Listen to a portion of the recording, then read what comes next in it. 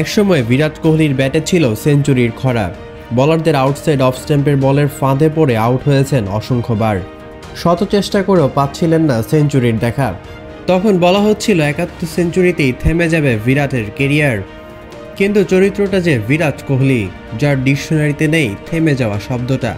কেরিয়ারের সেই দুঃসময় জয় করে বীরবেশে ৭১ থেকে সেঞ্চুরির সংখ্যা নিয়ে গেছেন এখন ৮০-তে।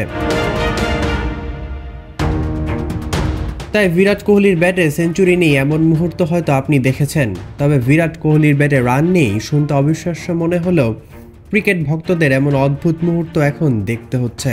অথচ টি-20 বিশ্বকাপের গত আসরেই অস্ট্রেলিয়ার মতো কন্ডিশনে ২৯৬ রান করে হয়েছিলেন টুর্নামেন্ট সেরা। সে তো ২ বছর আগের কথা। চলতি বছরও ব্যাট হাতে বিরাট কোহলি কতটা সফল তা আপনাকে বলে দিবে এবারের আইপিএল। চলতি মৌসুমে রয়্যাল চ্যালেঞ্জার্স বেঙ্গালুরুর জার্সিতে ৬১ গড়ে ৭৪১ রান করে হয়েছিলেন টুর্নামেন্ট সেরা, যা ২০১৬ সালের তার বিখ্যাত ৯৭৩ রানের পর সর্বোচ্চ। অথচ সেই বিরাট কোহলি চলতি টি-20 বিশ্বকাপে ভুগছে রান খরায়। গ্রুপ পর্বে ভারতের ৩ ম্যাচে বিরাটের ব্যাট থেকে এসেছে মাত্র ৫ রান, যা মোটেও কোহলি সুলভ নয়। প্রথমে আয়ারল্যান্ডের বিপক্ষে ১ রান, এরপর রানের দিক থেকে তার সবচেয়ে প্রিয় প্রতিপক্ষ পাকিস্তানের বিপক্ষে ফেরেন ৪ রান করে।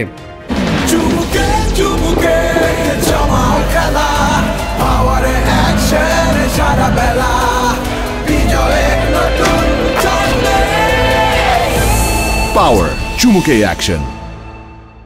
এর চেয়েও ভয়াবহ দৃশ্য দেখা যায় যুক্তরাষ্ট্রের বিপক্ষে। কোনো রানের খাতা না খুলে যুক্তরাষ্ট্রের পেসার সৌরভ নেত্রাভালকারের বলে পেভিলিয়নে ফেরেন বিরাট। গ্রুপ পর্বে ভারতের শেষ ম্যাচ ছিল ফ্লোরিডায় কানাডার বিপক্ষে। মনে করা হয়েছিল এই ম্যাচেই হয়তো রানে ফিরতে যাচ্ছেন বিরাট, কিন্তু ফ্লোরিডার বৃষ্টিও হয়তো চায়নি বিরাট রানে ফিরুক। তাই ঝুম বৃষ্টির কারণে পরিত্যক্ত হয়ে যায় ম্যাচটি। ক্রিকেট বিশ্লেষকদের মতে ভারতের হয়ে ওপেন করাই হয়তো বিরাট কোহলির জন্য কাল হয়ে এসেছে।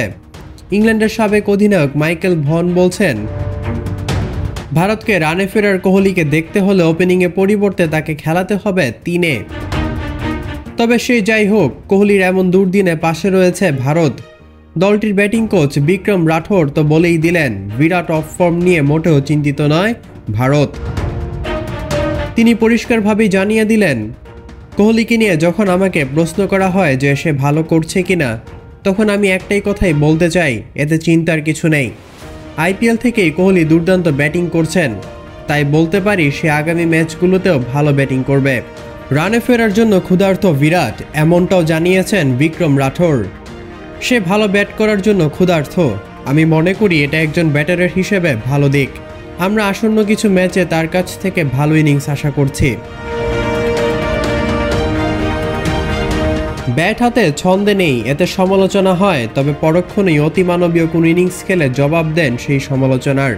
বিরাট কোহলির কাছে এমন মুহূর্তগুলো নতুন কিছু নয়, তাই আবারও হয়তো ব্যাট হাতে ফিরে আসবেন নিজের চেনা চরিত্রে। রাকিন খান, অনফিল্ড খান।